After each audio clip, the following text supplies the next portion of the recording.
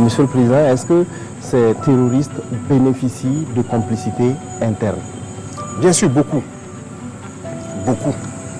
Et la complicité interne, tout de suite, les cas dont je vous parlais, ceux-là qui ont été neutralisés, qui sont venus de l'étranger, qui partaient vers Mansilla, imaginez qu'ils sont passés par l'aéroport avec la complicité de quelqu'un. Parce qu'ils ont fourni tous les renseignements. Et les enquêtes ont démarré rien qu'hier. On va retrouver ces individus-là. Alors on constate également une certaine forme, j'allais dire, de campagne de diabolisation des forces de défense et de sécurité, à travers la presse internationale par exemple. Ah oui, ça c'est logique. Ces presses internationales se battent pour leur pays. C'est normal. Ceux-là qu'on a fermés ici, tout ce qu'ils divulguent comme information, c'est pour les intérêts de leur pays. Mais ce qui nous écœure, c'est souvent même les presses locales qui relaient ça. C'est ça qui est dangereux. Est-ce que ça veut dire qu'ils n'ont pas l'intelligence de comprendre que ceux-là sont en train de... Tout ce qu'ils publient, c'est pour l'intérêt de leur pays et qu'ici aussi on se met à le faire, c'est pas bien. Les FDS sont en train de monter en puissance. Il y a beaucoup de victoires. Aujourd'hui, on ne s'assoit pas qu'on vienne nous attaquer. On est à l'offensive, beaucoup de choses. L'armement qu'on est en train d'acquérir et tous ces équipements, ça ne les plaît pas. Parce que nous allons réussir à vaincre le terrorisme. Pourtant, ils ont créé ça pour que nos États ne puissent pas être des États et continuer à nous exploiter. C'est nos ressources. C'est ça le problème. Mais si vous avez une armée, ils ne peuvent pas se permettre certaines choses. Donc c'est normal que leur presse diabolise, qu'ils inventent du mensonge, ils racontent tout ce qu'ils veulent, avec des complicités internes, malheureusement. Voilà, il y a des individus ici pour 2000, 3000 euros, ils sont prêts à écrire du n'importe quoi, envoyer là-bas. Voilà, et puis ils vendent leur patrie. Et ce sont ces gens aussi qu'on combat, parce que ce sont des ennemis de la nation. Et c'est dangereux. Il ne faut pas aussi que nos presses se prêtent à certains jeux lorsqu'ils publient des choses là-bas. Nous ici, on prend quelle est la valeur ajoutée, quelle est votre partition dans cette lutte-là. Et ils se battent pour les intérêts de leur pays là-bas. Pourquoi vous aussi, vous allez les suivre? Même s'ils vous financent ou je ne sais pas quoi. C'est pas logique. Il y a l'élimination physique, voilà. Il y a peut-être la manipulation d'une frange armée. Il y a aussi, à travers les médias, vous. Voilà. Et la diplomatie des pays, ça participe. Alors, c'est de dire même à travers ça aux gens de faire très attention. Certaines organisations qui sont ici, qui se font financer par certains pays. Pourquoi? À cause de vos beaux yeux qui vous donnent l'argent. Et ensuite, on vous demande donc des rapports sous tel format, vous le faites. Ils sont en train de pénétrer le monde de la culture. On les suit. Voilà. Certains artistes, voilà, ainsi de suite. On suit tout. Ils sont en train de pénétrer le monde des médias.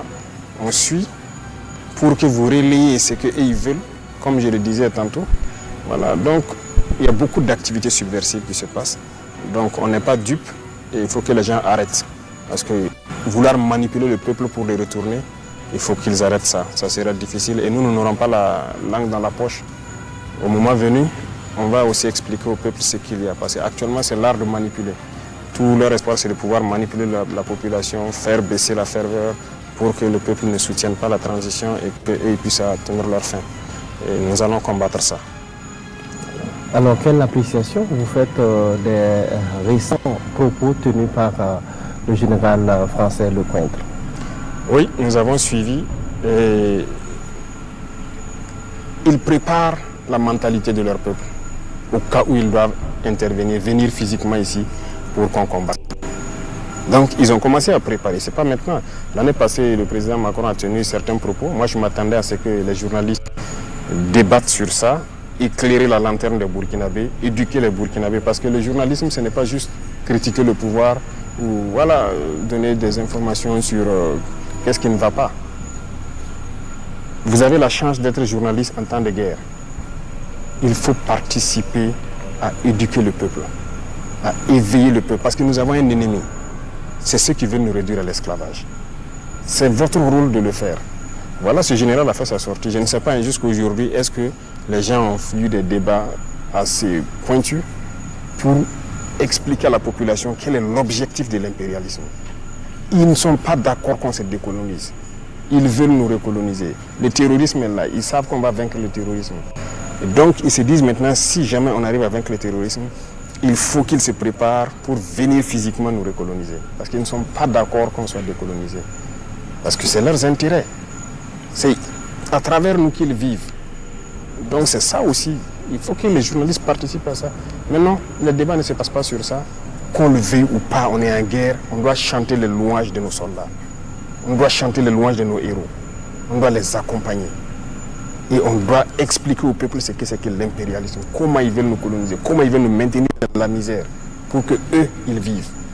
Pour que le peuple se réveille. Nous, on n'est pas là pour endormir le peuple. Et piller, faire ce qu'on a fait. On veut que le peuple se réveille. Qu'ils comprennent qui sont leurs ennemis. Et ça, c'est le travail du journalisme aussi. Dans ces temps de guerre.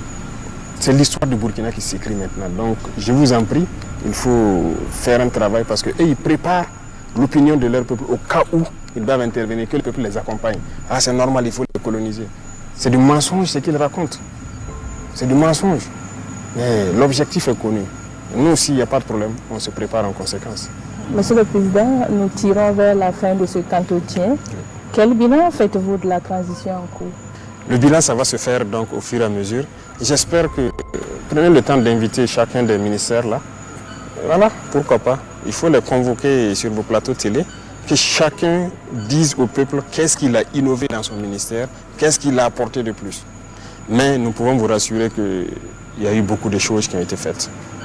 Beaucoup de choses dans la guerre et on a pu réaliser beaucoup d'autres choses autour.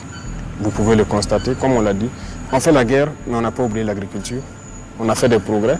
Vous pourrez faire des tournées dans les villages pour voir quel est l'impact de notre action sur l'agriculture l'année passée, la saison passée. Vous pourrez aller dans le domaine donc, de l'eau. Il y a tellement, beaucoup de fourrages ont été creusés, beaucoup de populations qui n'ont jamais connu l'eau potable. Il reste encore beaucoup à faire.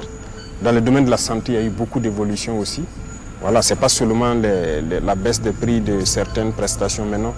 Dans les villages, on est en train de réorganiser carrément le système. Et la gratuité, là, nous voulons que ce soit effectif et on est là-dessus. On est en train de développer des industries qui puissent appuyer vraiment la santé. Et beaucoup de choses dans ce domaine aussi. L'industrialisation, ça, bon, on ne va pas en parler. On a pu faire un peu, mais notre objectif est très grand. Il faut que partout, les industries poussent. Voilà, dans le domaine des PME, on a pu alléger beaucoup de taxes, ainsi de suite. Ça a permis aux gens de pouvoir créer beaucoup de petites entreprises qu'on est en train d'essayer donc d'accompagner. Donc les différents fonds dont on vous parle, qu'on est en train de restructurer et fournir pour que les jeunes puissent pouvoir être financés à partir de là-bas parce qu'ils ont dit que dans les banques c'est un peu compliqué avec la question de garantie. Voilà, donc dans tous les domaines, il y a eu beaucoup d'avancées. Et je vous exhorte à les convoquer et qu'ils disent au peuple individuellement tout ce qu'ils ont pu faire.